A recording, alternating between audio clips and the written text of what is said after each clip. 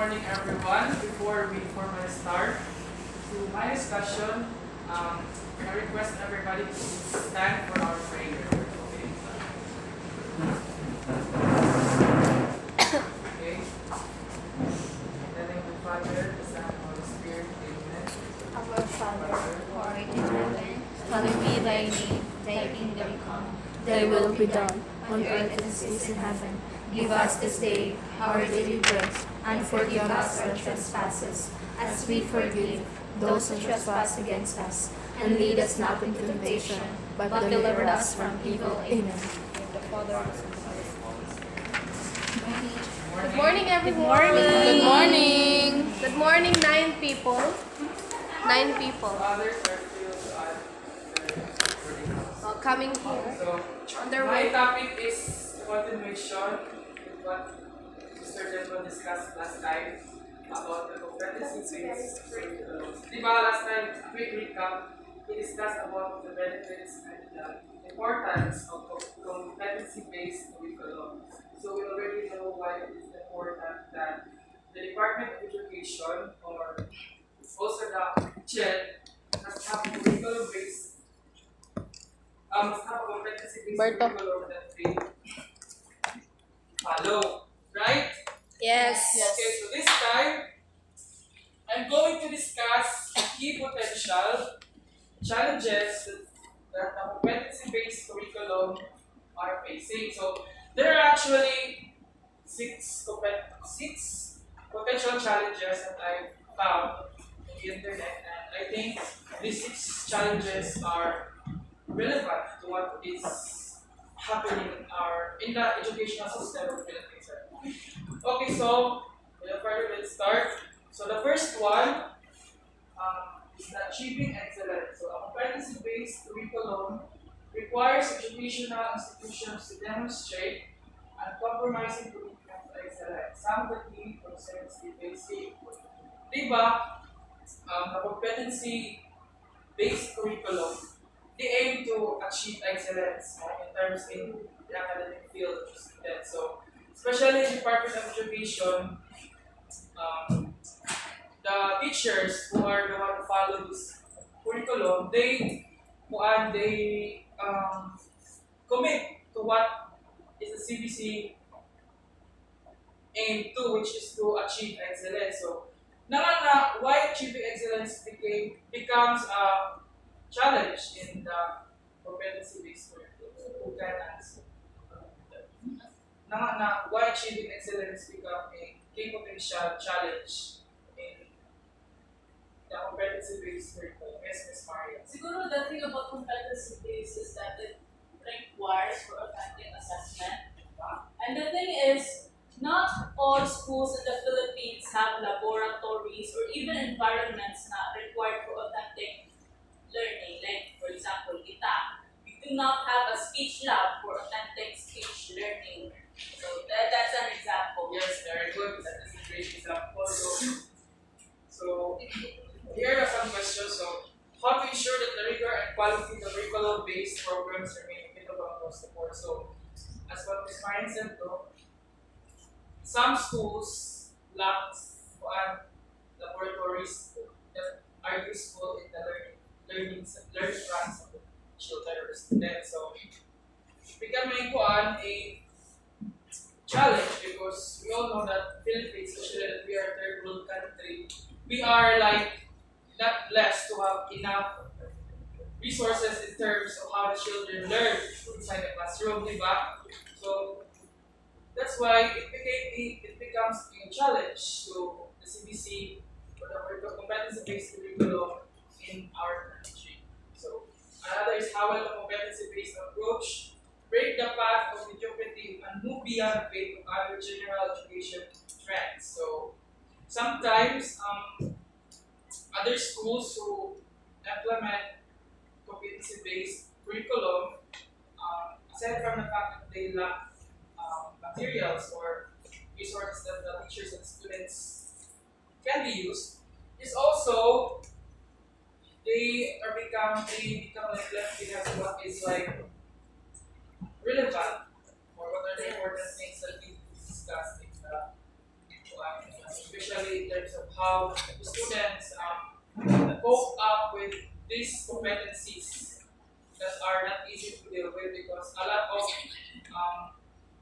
lot of these competencies requires students to give their full best in doing what is aligned to the competencies, especially and also the teachers as well.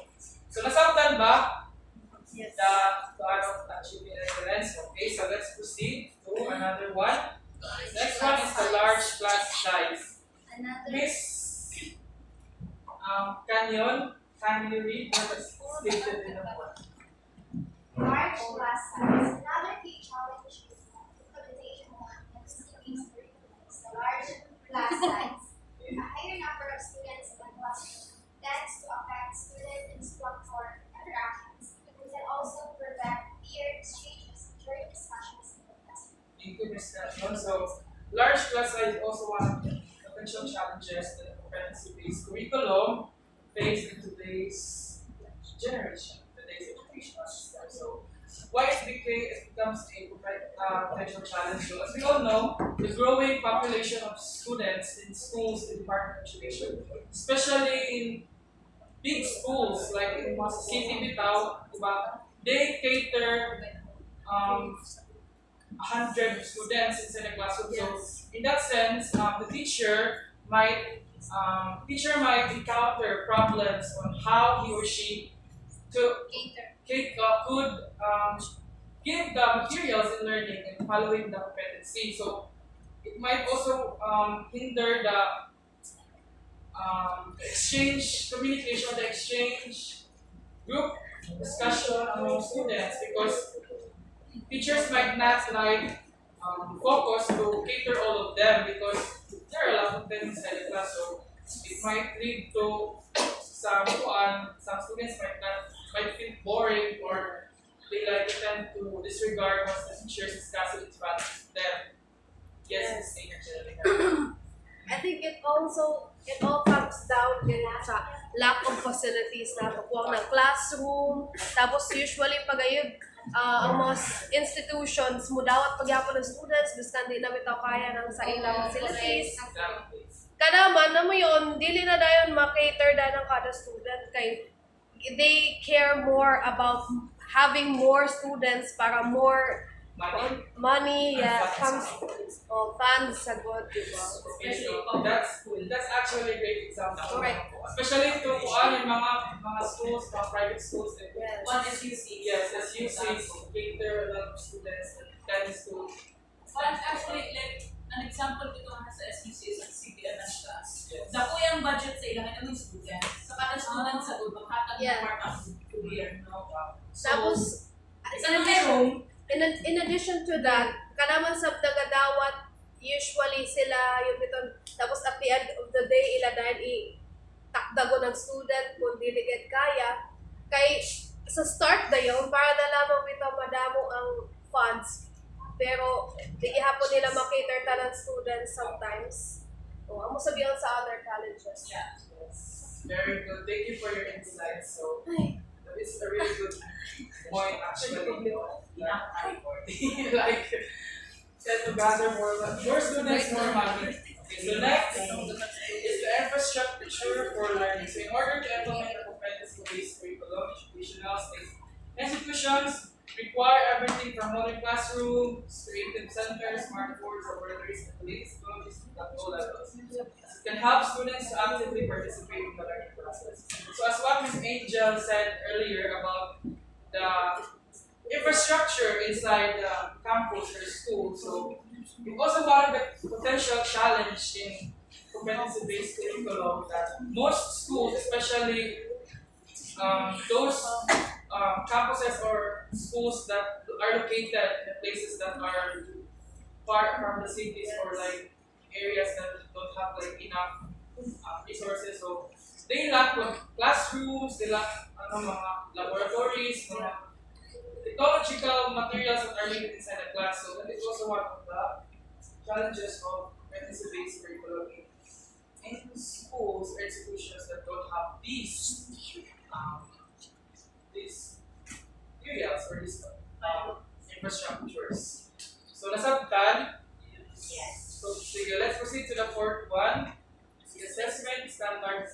So one of the challenges facing CBC in higher education is standardizing the mechanisms in which competencies or skills are assessed. Below are some of the concerns that institutions struggle with in terms of assessment implementation of how to measure a student for every performance outcome. Diba? It is hard for a certain school that follows as competency-based curriculum to measure its students' performance because, like for example, there are Daghanian. There are different Yes, there are angles. different angles in Kuan that is shared with students. Also, how to identify opportunities for learners to demonstrate and visualize subject mastery without adhering to standardized performance outcomes. So, this is also one of the challenges in terms of assessment standardization. Then the last one is who determines the student learning outcomes and should they vary from institution to institution. So, this is also one of the challenges. Who will be the one to determine the student learning outcomes? Of course, the teachers, but there are instances that sometimes teachers look for because of a lot of the words that people are. They tend to like yes, that is one of the challenges that the teacher follows in competency based in certain school. Then the fifth one is the broad recognition and understanding. Competency-based learning is a relatively new learning model. Students graduating through this method of learning are sometimes treated like skeptical employers who aren't aware of the model. So, in terms of sa field na siguro din sa work, no? Yes. So, students who are a product of the competency-based curriculum they are likely disregarded by those who are already working in the field, that certain field, because a lot of them are skeptical employers. So, masagot nila ma-experience what was actually the curriculum. So, like they have doubts without doubts what a certain person who is a product of the CBC. So that is how the board education understands the field. In terms of how students who are products of the CBC. Yes. Okay, last one. Yes, it is the last one because there are only 6 potential challenges. Those are expanding competency-based programs for faculty development. Educators in many higher education institutions are ill-equipped to implement competency-based curriculum unless they were a product of it themselves. This is the reason why building their capacity is one of the essential prerequisites before implementing competency-based learning. So, of course, teachers are the one who share everything in the class, the lessons and all. So of course they should have they should be equipped in terms of subject mastery to handle. Yes. Because if you are a teacher then you are not like immersed to what you are like teaching, then there's no teaching at all. The students will not learn from you. So it is important in a competency-based curriculum that there is a professional growth, professional development among teachers and the Students. yes, the administration as well as students also. So it is Yes. important that in competency-based learning or curriculum, the teachers are competent and they are like attaining new heights of success in terms of their educational background. Especially when students ask questions. How are you going to expand their Correct. understanding about the subject or the competency? Yes, Diba? So, usually, mo resort na sa internet. So, kung na lamang in ato formal education na competency-based, kung wala idea na mo ma-provide sa students, diba? Ang ganyan, isa sa nato ka-challenge as teachers. So, as future educators mo, dapat kita we learn everything dapat. Makita kita ng mga total Yes. Actually, advice to we should learn everything because students ask everything to answer the right answers. So, provide some advice. So, some things that are need to be addressed, people identify the competencies needed based on the specific job profiles, performance expectation, fishermen review different relevant domains of Yes. communication, and analytical skills to design the learning experiences.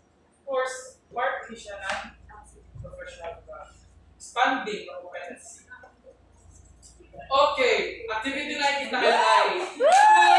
Remember kami ng activity. Adjective. Sige, let's start. Let's start with Marian. Describing a noun. What's noun? Hindi sila guys. Ito yung tandua na ako kami siguro na din pala sa Sorry, Cheesy, apple.